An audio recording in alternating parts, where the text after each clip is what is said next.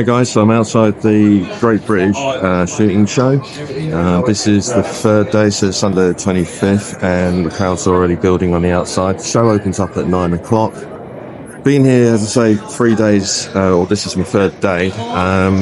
Actually, I was just talking with Russ Douglas, who's been uploading videos every day. I've done something a little bit different. I've spent the last 2 days going around the show and just getting my head around all the different stands. I've got appointments with quite a few people today, so I will be filming inside, and hopefully we'll see how we go. Hopefully I'll get some important gossip.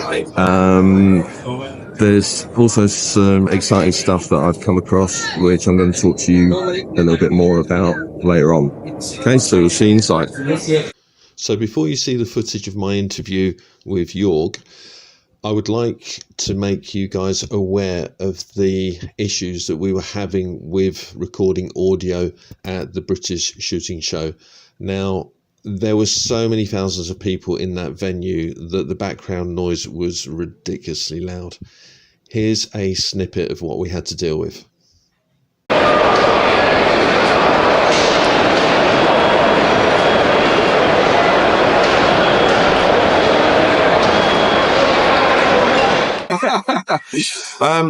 Right guys, so we're here at the H&N stand. I have what's your surname? Siemens. They're like the electric company in Germany. Okay, fine. And how long have you been with H&N? Oh, it's almost 13 years now. 13 years. I started 2011 in August. And what's your actual role within the company? I'm the head of sales and marketing. Are you? So the buck stops with you? Yeah. Uh-huh. So, we spoke briefly yesterday.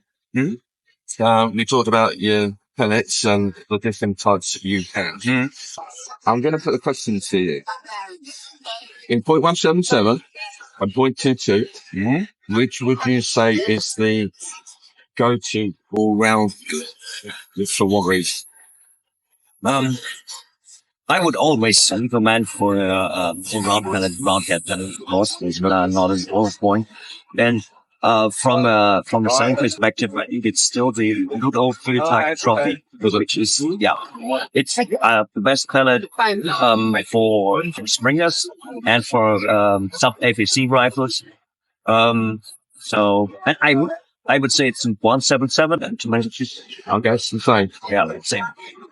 So, if that's the case then, and you talked a little bit, I mean, PC, your colleague, was talking about the Barracuda 8. So what's the difference between the 8 and the FT? They're only slightly different in the design, actually. But we found out that this design of the Barracuda 8 suits some PCB models better than the three-target trophy. So, well, the three-target trophy is, as I said, for springers, and it likes weihrauch rifles and the VSA rifles.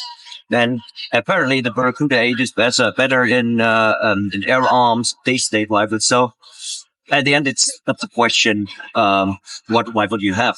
And you have to test it. Yeah. So the difference is fairly small, also from a weight perspective. So as new manufacturers come about, because we're seeing that there are new air rifles coming onto the scene all the time, does that mean then that you have to develop new pellets going forward? No. Usually they use pellets also to develop their guns. So if they use our pellets, so it's now becoming like a symbiotic grid. Yeah, they are. That's right. But on the other hand, of course, when special guns coming out, which I think these might need that something which a gun which is penetrating mark quite well, then we buy it as a test. Right. Then to have it in our arsenal, which is now like 150 guns we have. So, all right, let's talk about. Do you mind me talking about lights of FX? Now, FX have got their own bits. But do you kind of intend on staying in the market? Would you like to make more of the FX? Yes, of course. For FX has a special role for us for the slugs. Okay, that is different anymore. But we develop our slugs in first place for the extent because they offer barrels specifically for slugs. What color is a bit different, but we have got with the Barracuda 15, the Barracuda 18, and 22, and the also Barracuda 8 and 177. We have pellets which are very similar. No, that's not right. But they run much better than the older ones. Also in the effects. So do you think a lot more sort of development within the pellet scene, or are we just about at the point now where they it's a pellet as good as it's going to get? I think when you look at pellet designs, unlike I think the biggest step was introducing bullet-shaped slot the Airgun world, but there will not be major innovations. It's more important how you make them, how you can ensure the quality and the consistency, and that's what we are now working on to even better. Because you mentioned yesterday when we spoke that you actually, you made pellets for other brands. Yeah. There's quite a few, I think, if that's the top of my head, Bisley long range golds, Remingtons. Okay. For the UK, yes. For the UK, go on, what else have we got there? We do a few for daystate. Right. For BSA. Okay. And, well, some other brands like Struger. We did in the past, numerous, we only do small portion now. Yeah, that changed a bit. Yeah, did I miss one? Are we doing also not only for weapon manufacturers, also for bigger retail chains like Decathlon? We're looking weapon as well. We do, yes, we do. The VMX, Yeah. That's the range. It's not The VMix and the H&N Pellets. You go. So that's the pellet that's been around for a long, long time. Yeah. Absolutely. So you were right at the start of that then. Yeah. Yeah. Okay. That explains a lot. And then I guess the last real question is Les from the Dead band that might be coming in, so that must be a major worry for you. Yeah, it is. It's not that boring like last year.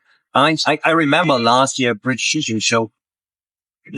Every talk we had was ending with this question: what about that?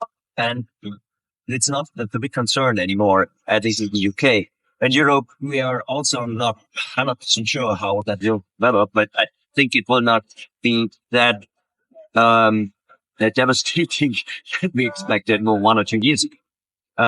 It looks like that they will concentrate on all activities outside, so hunting, and that's not the big thing in continental Europe. Let's say that that's UK. Think of those. But for all kind of target shooting, there will be exceptions. And of course, the rest of the world does not care about what we do. You do. And if of course you did have to move away from it, what would materials would you be able to use? Because there's all sort of coming out, and there's whether they be successful or not is a different matter. But yeah, you must be thinking. Yeah, we have few materials in mind. That's something I cannot talk about really yet. What we use now is tin. Tin is okayish. The problem with tin is that it's very light. It's like 60% density of lead. Yeah. It's harder than lead and 10 times expensive. And that is, of course, the three things. And can you mix something like aluminium in? No, aluminium wouldn't be a good idea. It would be even lighter and harder and brittle, and that's not a good idea anywhere. Zinc could also be a material, but again, the density is also not very high. Right. So we might have a problem. Well, maybe yes. Maybe yes. Okay. What about polymers? I mean, is there anything there that you? No. I think that's also again the same problem with too large to find a heavy material which is suitable for shooting. Lead is the best you can think about. Well, it always has been, hasn't it? I mean, it's been for a millennia. Yeah. As long as they started shooting it, started using words. It's understandable. I don't know what would happen in the UK if there was a lead ban. Because then you would have everybody up in arms about the risk of maiming animals, because they're clearly smashing them. Yeah. Then it would just blow up. Yeah. It's common sense gone, out the window. It really is. And unfortunately, I think, because I had quite a long shooting background, I've been shooting for 4 years, and I was a game hunter. I used to do a lot of burning control. We covered about 4,000 acres, so I did a fair bit. And there were, a lot of it was in sort of,